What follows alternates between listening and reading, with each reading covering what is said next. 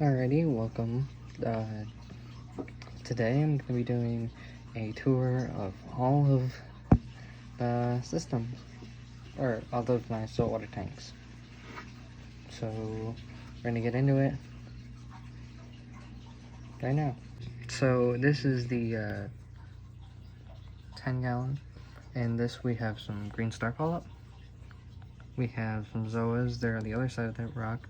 And we have some pulsing xenia. Now that pulsing xenia got fragged, if you can see, I have to remove that algae when I go and frag it again. Now, oh my gosh. Bro, my snail's covered in hair algae. I'm gonna have to clean him off eventually. But anyways, I have green star polyp in that. Other things that I have in this tank are my two amazing clownfish. Percy and Annabeth in this tank. And then up here we have a rack with some pulsing xenia frags that need. Wait, let me get something to point. Pulsing xenia frags from my hair. Here's a third one right here. So that's really all for this system. On this. Let me set my camera down.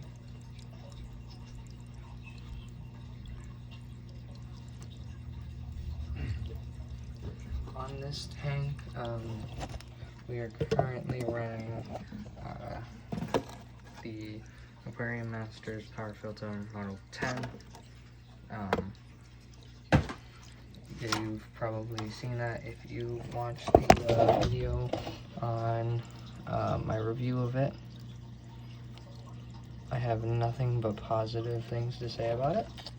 It's running great, super nice flow.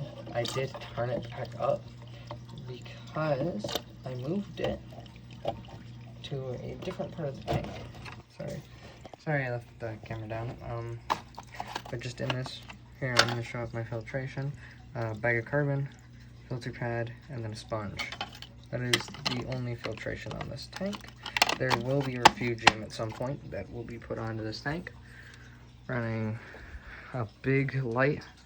We're not even going to get into details. The channel's not going to be about this light. I can have you guess. The light is priced at $495. You can guess what the light is. Sure, it's a little overkill for the tank that I have, but it's my light. Don't judge me. Oh, the complete opposite of that tank, we have the Coral Life LED on this tank. I think this light's like $40.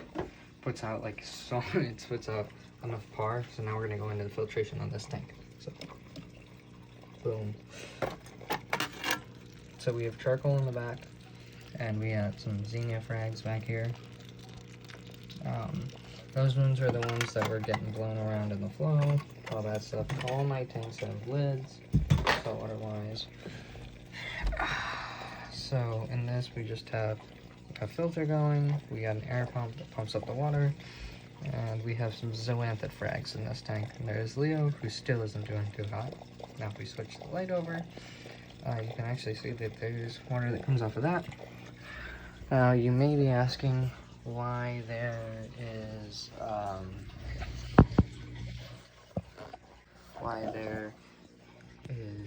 oh wow, my camera cannot focus. Here, wait, I'm gonna switch it back to white light. Here, 1 second. Boom. Why there's this rock, and that's just because I had a pair of clownfish in here, as you might have known. That was just so they could swim and get away from each other, compared to just being on frag racks. Here's Leo, still not doing the best. And so in this tank we have some zoanthids.